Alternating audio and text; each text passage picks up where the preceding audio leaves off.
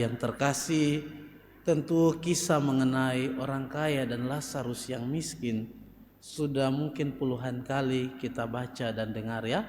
Begitu Ibu Oscar. Nah, kisah ini menarik.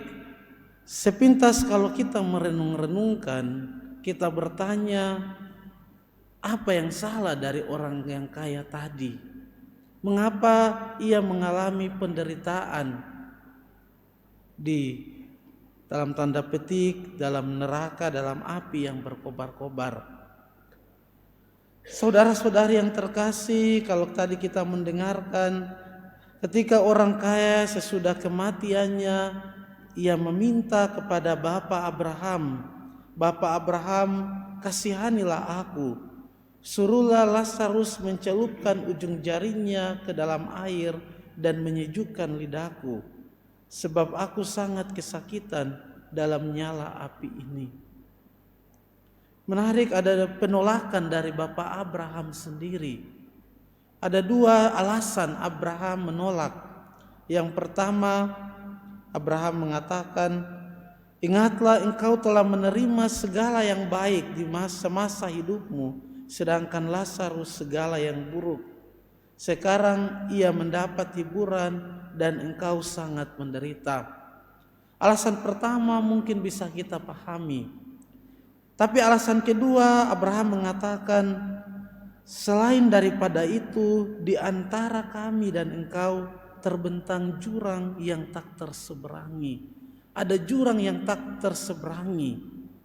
Alasan kedua ini mungkin membuat kita bertanya-tanya, mengapa Allah begitu kejam sehingga ada jurang yang tak terseberangi antara Abraham sebagai lambang atau simbol dari Allah sendiri, gambaran dari Allah sendiri, dan juga orang kaya yang tadi.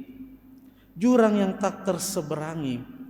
Saudara-saudari yang terkasih, mungkin kita berpikir mengapa Allah menciptakan jurang. Tetapi kalau kita melihat, merenungkan sungguh-sungguh, sebenarnya jurang yang tak terseberangi itu diciptakan oleh orang kaya itu sendiri. Jurang antara dia dan Lazarus yang miskin itu. Padahal kalau kita melihat sebenarnya ketika mereka masih di dunia, jarak mereka begitu dekat. Ya. Lazarus berbaring begitu dekat di depan pintu rumah orang kaya itu. Tetapi seolah-olah ada jurang yang begitu dalam yang memisahkan mereka. Dan jurang itu adalah ketidakpedulian dan sikap acuh tak acuh. Orang kaya itu mengalami siksaan yang dalam api karena ia menciptakan jurang. Ada sikap acuh tak acuh, ketidakpedulian terhadap Lazarus sendiri. Kejahatan yang diperbuat oleh orang kaya itu adalah ia menutup hati, menutup matanya, tidak peduli dengan sesamanya yang menderita. Maka hal itu mengingatkan kita akan seruan dari Yesaya sendiri. Puasa yang kukehendaki adalah ketika engkau tidak menutup dirimu terhadap saudaramu sendiri. Maka itu ada seorang penerima Nobel Perdamaian, Elie Wiesel, pada tahun 1986 mengatakan bahwa sebenarnya ketidakpedulian, indiferentisme lebih berbahaya dari kebencian dan peperangan sendiri. Maka saudara-saudari terkasih, apa yang terjadi mengingatkan kita juga akan kisah dalam Matius 25 mengenai pengadilan terakhir, yakni ketika kita menutup mata terhadap orang-orang di sekitar kita, dan itulah yang membuat kita menciptakan jurang sendiri antara kita dan Allah dalam hidup kekal.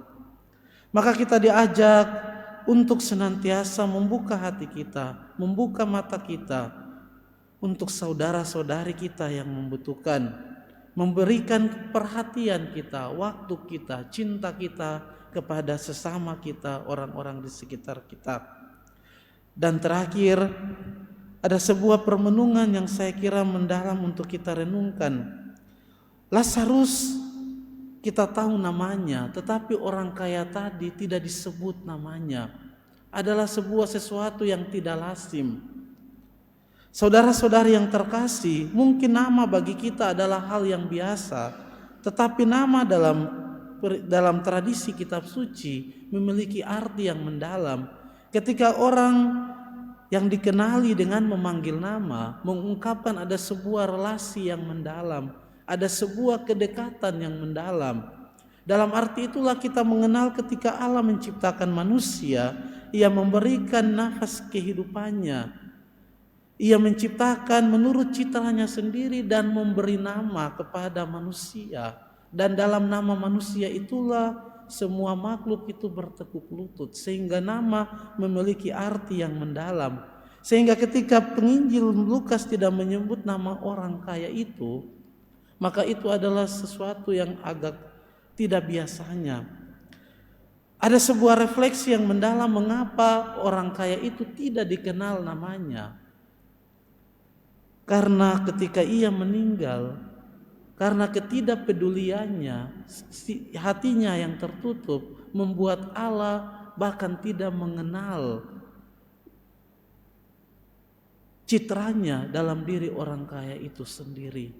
Allah tidak mengenali gambaran dirinya dalam orang yang kaya itu, karena ia tidak mampu melihat wujud Allah dalam diri sesamanya, saudaranya sendiri yang miskin, yang membutuhkan cintanya. Mari kita mohon rahmat Tuhan dalam Ekaristi ini, teristimewa dalam masa Prapaskah ini, agar kita senantiasa mengenali kehadiran Allah dalam diri saudara-saudari kita, agar kelak juga sesudah persiaran hidup kita di dunia, Allah mengenali citranya dalam diri kita, karena cinta kita, kepedulian kita, hati kita yang terbuka terhadap saudara-saudari kita sebapa. Tuhan memberkati kita. Amin.